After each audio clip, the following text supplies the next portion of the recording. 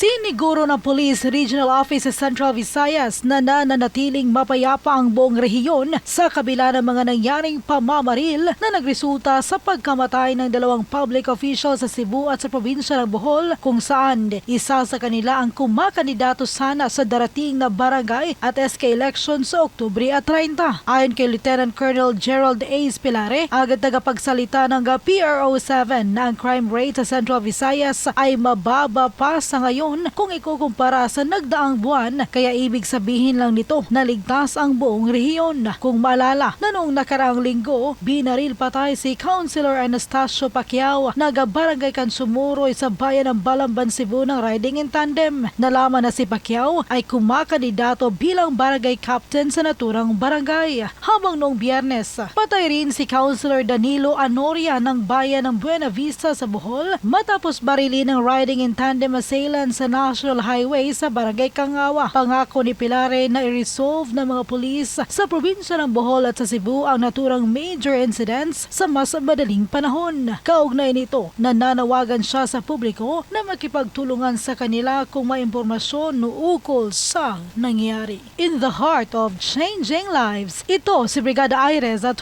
Depositaryo ng 90.7 Brigada News FM Cebu, the Music and News Authority.